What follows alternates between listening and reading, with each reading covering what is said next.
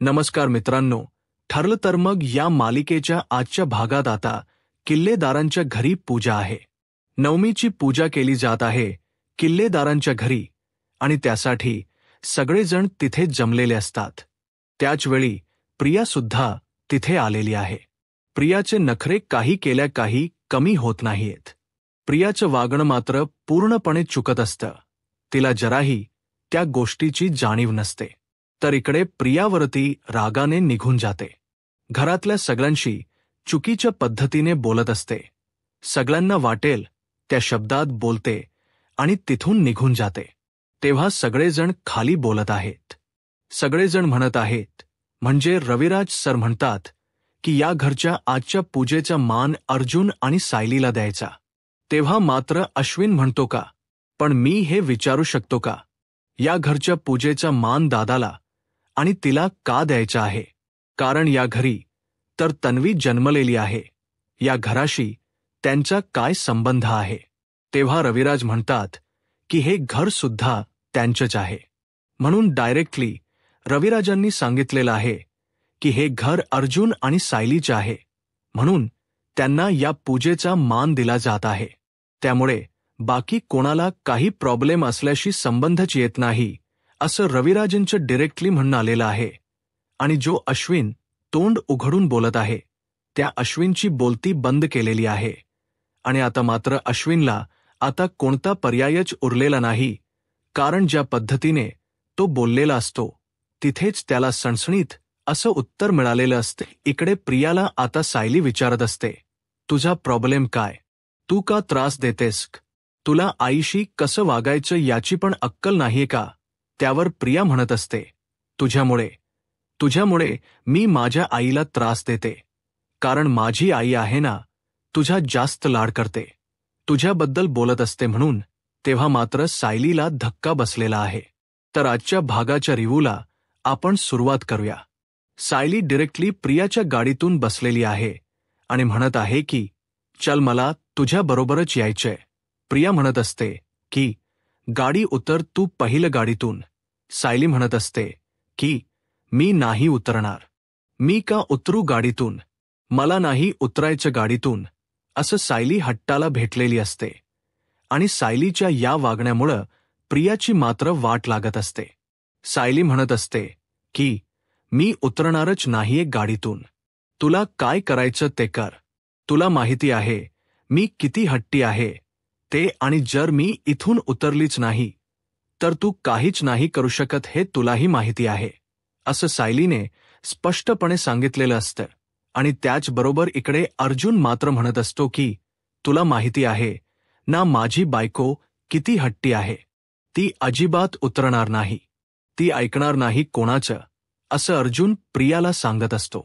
प्रिया मात्र पाहतच राहते, कारण आता तिच्याकडे कोणता ऑप्शनच नसतो.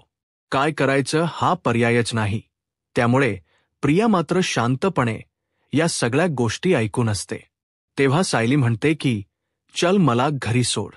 तू पण चाललेलीच आहेस ना घराकडे, मग काय प्रॉब्लेम आहे मी तुझ्या सोबत आली तर, असं सायलीने डायरेक्टली सांगितलेलं असतं. आणि आता मात्र प्रिया शांतच राहते. अर्जुन म्हणतो, चालेल जा, माझ्या बायकोला सोडायचं आहे.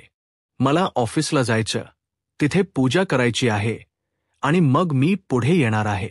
त्यामुळे तू जाता जाता तिला ड्रॉप कर, एवढंच तिचं म्हणणं आहे. सायली मात्र जाम खुश असते, कारण आता प्रिया कुठे थांबणार नाहीये. तिचं काय चाललंय ते कळणार नाहीये. हा अर्जुनचा प्लॅन असतो, कारण अर्जुनला माहिती असतं की प्रियाने गाठोड फेकून दिलेलं आहे आणि प्रिया ते गाठोड घ्यायला पुन्हा येईल. म्हणूनच अर्जुन आणि सायलीने हा सगळा प्लॅन केलेला असतो. आणि सायली प्रियाच्या गाडीत जाऊन बसलेली असते. तेव्हा प्रियाला राग आलेला असतो. प्रिया म्हणते की हा काय हट्टीपणा चाललाय तुझा? तेव्हा सायली म्हणते, तुला माहिती आहे ना मी अशीच आहे, म्हणूनच हा हट्टीपणा करते. चल चल लवकर चल, गाडीत काढ. उशीर होतोय ना, तुलाही उशीर होतोय, मलाही उशीर होतोय, त्यापेक्षा चल लवकर, असं सायली डिरेक्टली सांगत असते.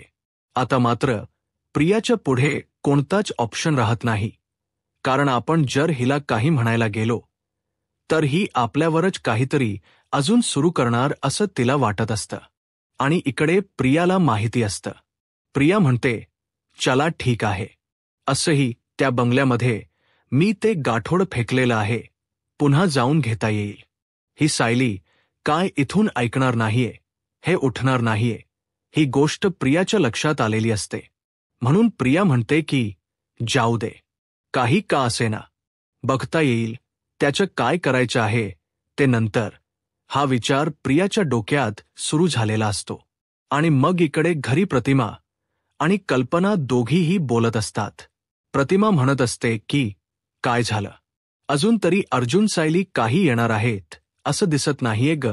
कल्पना म्हणते, होग मार्केटमध्ये गेलेत, पण जरा जास्तच वेळ लागलाय. मला कळतच नाहीये की नक्की काय झाले, कशामुळे एवढा वेळ लागतोय. त्यानंतर इकडे कल्पना विचारू लागते, अगं तन्वी ब्री वागते ना तुझ्याशी, म्हणजे मला कळत नाहीये. थोडं तिच्याबरोबर ना जपूनच राहत जा तू. हे सगळं बोलणं सुरू झालेलं असतं.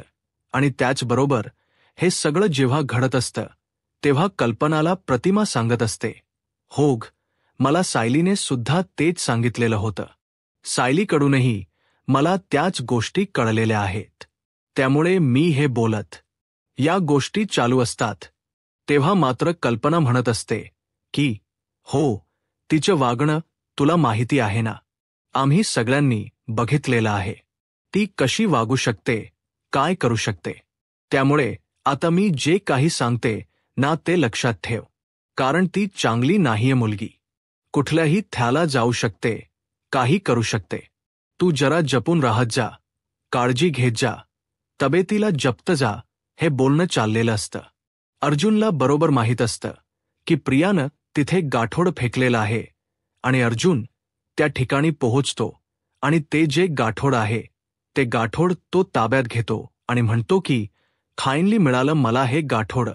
आणि अर्जुनने ते गाठोड मिळवलेलं असतं. या सगळ्या गोष्टी घडत असतात आणि तेव्हा मात्र इकडे अर्जुन ते गाठोड ताब्यात घेतो. त्याच्यात असलेला तो छोट्या बुलीचा खोटो हातात घेतो आणि हे गाठोड मला मिळालं असं म्हणत अर्जुन हे सगळं करत असतो. तेव्हा मात्र इकडे पाहायला मिळतं की अर्जुन जाम खुश झालेला असतो. ते गाठोड त्याच्या हातात असतं आणि आता त्या गाठोड्यामुळे बऱ्याचशा गोष्टी उलगडणार असतात. अर्जुनला भारी वाटत असतं की काही का असेना, चला काहीतरी गोष्टी व्यवस्थित घडतायत ना, या गोष्टीचा आनंद त्याला झालेला असतो. आणि आता बघूया पुढे काय करायचं आहे. आता फायनली अर्जुनकडे दोन्ही गाठोडे. आता ते दोन्ही गाठोडे कंपेअर केली जाणार आहेत हे तर आपल्याला माहितीच आहे. इकडे अर्जुन सायलीला मेसेज करून ठेवतो की काळजी करायची अजिबात गरज नाही, ते गाठोडं मला मिळालेलं आहे. सायली पण खुश होते. प्रियाचं तोंड मात्र पडलेलं असतं. प्रियाला खरं तर खूप राग आलेला असतो. प्रियाला या गोष्टी सहनच होत नसतात की हे काय चाललंय, हिच्या काय हट्टीपणा आहे, माझ्या मागे ही काय अशी वागते माझ्याकडे बघून. हे सगळं आता प्रियाचं चाललेलं असतं. प्रियाला राग येत असतो की नाही, काहीही झालं तरीही या सगळ्या गोष्टी चुकीच्या पद्धतीने चाललेल्या आहेत आणि ह्या गोष्टी मला थांबवायला पाहिजेत असं प्रियाला वाटत असतं. इकडे प्रतिमा म्हणत असते की हो ना, खरं तर मला ना सायलीने पण सांगितलेलं आहे, ती मुलगी कोणत्याही थराला जाऊ शकते आणि कशीही वागू शकते असं प्रतिमाचं म्हणणं असतं.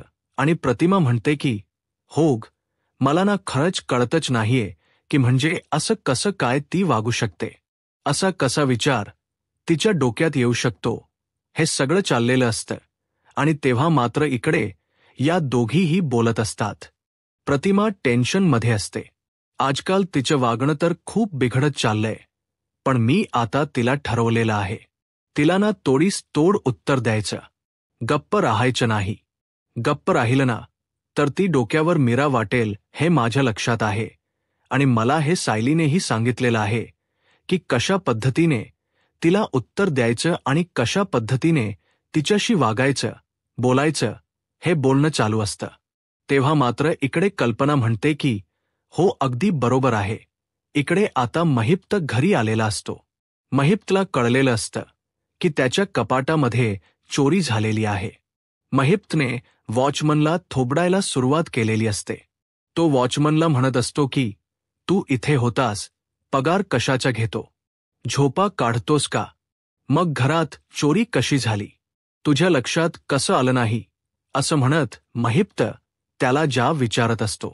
पण बिचाया वॉचमनचा काय दोष, कारण त्याने तर काहीच केलेलं नाहीये.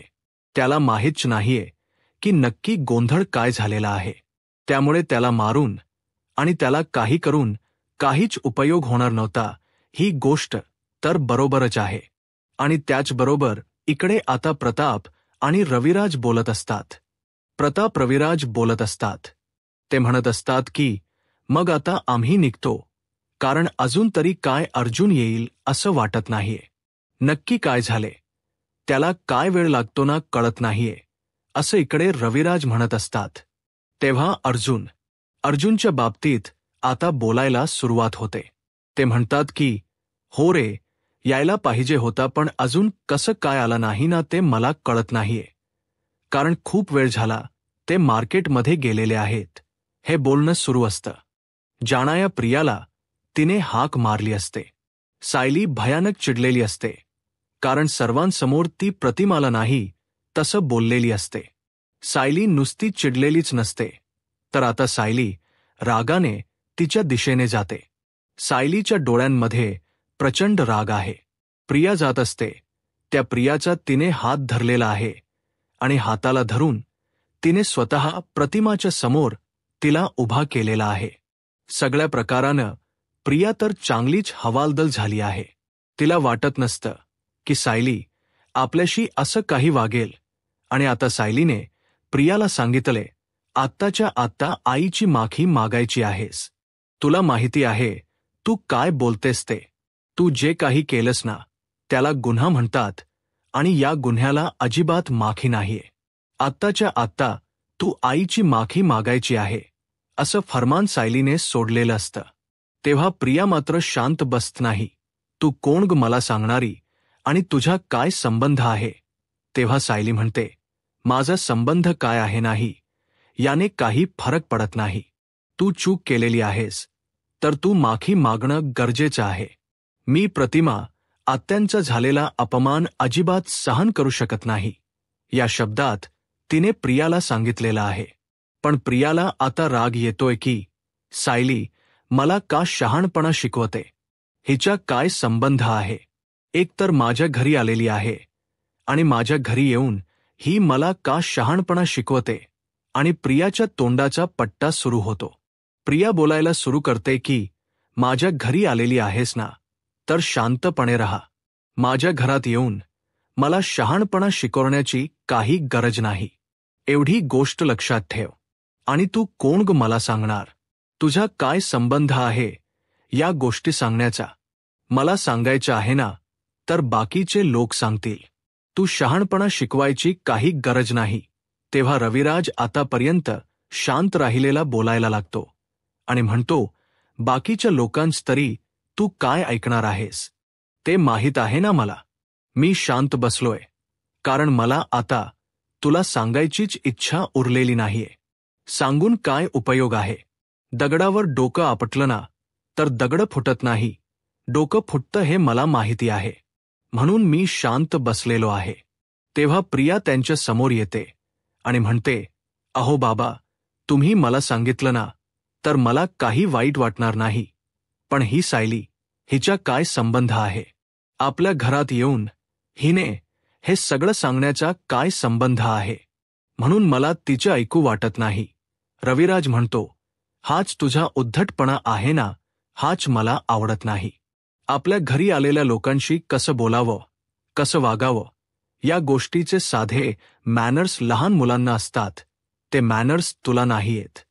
खरंच तुला मुलगी म्हणून घेण्याची लाज वाटते. मी म्हणतो ना, ती याच गोष्टीमुळे प्रियाचा अजूनच अपमान त्याने केलेला आहे. अजून देखील सायली चिडलेलीच असते. सायली म्हणते, मी तुला सांगितलं ना, तेवढं कर फक्त. तू आत्ताच्या आत्ता माफी मागायची आहेस. नाहीतर माझ्या एवढं वाईट कोणी नाही हे लक्षात ठेव. तेव्हा प्रिया फिसकारतच तिच्या अंगावर जाते आणि म्हणते, काय लावलंस तू माफी माग. तुला बोलते ना मी, तुझा काय संबंध नाहीये आणि आई वडिलांविषयी तू मला काय सांगायला लागलेली आहेस. तुझ्या आई वडिलांचा काय पत्ता आहे का तुला माहिती आहे का. आणि तू मला शहाणपणा शिकवते. आई वडिलांच्या विषयीच्या गोष्टी सांगतेस. तुझ्या आईचा आणि वडिलांचा काय पत्ता आहे. बिना आईबापाची पोर तू आणि तू मला सांगायला लागलीयस की कसं वागायचं आई वडिलांशी, कसं बोलायचं. तुझा शहाणपणा बंद कर सायली. मला तुझं काही देखील ऐकायची इच्छा नाहीये. अशा प्रकारे प्रियाने सायलीचा देखील अपमान केलेला आहे.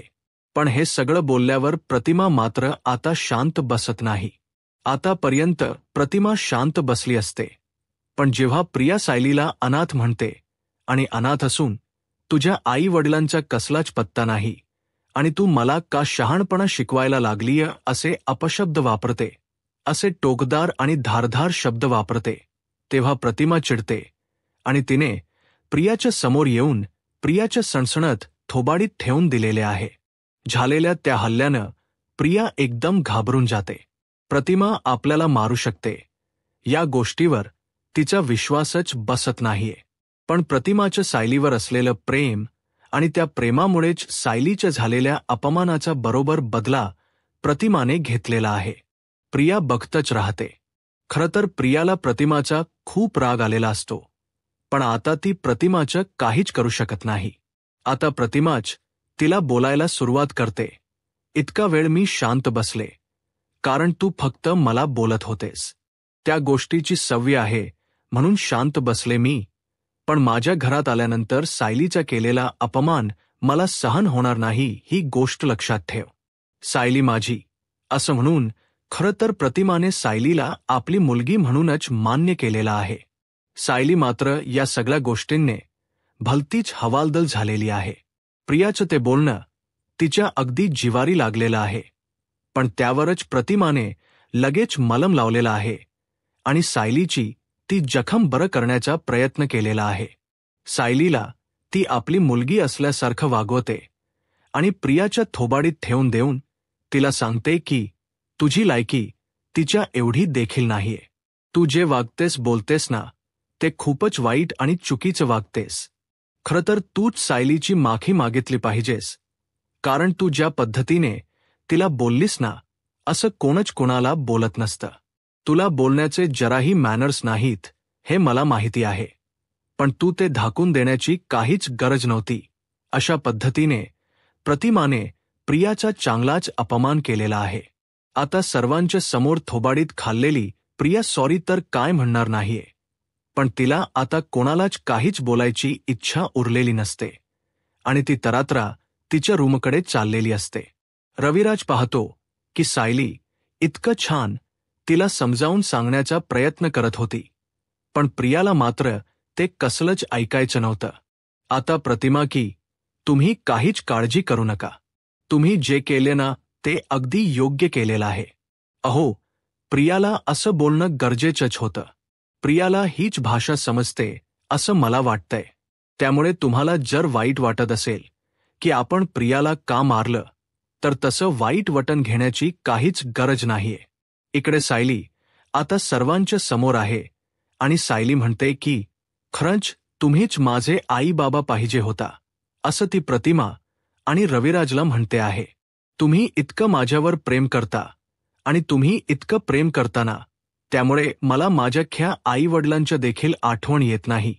तेव्हा प्रतिमा तिच्या समोर येते आणि म्हणते की सायली, मी तुझी आईच आहे. तू नको काळजी करू. असं बोलूच नको की तुझ्या आई बाबा नाहीयेत. असं म्हणून ती सायलीला स्वतःच्या जवळ घेऊन घट्ट मिठी मारते.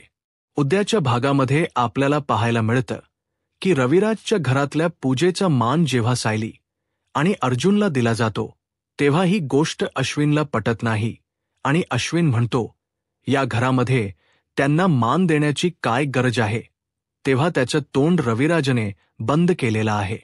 रविराज त्याला म्हणतो की हा मान त्या दोघांनाच देण्यात येईल आणि आता अश्विनला काहीच बोलता येत नाही.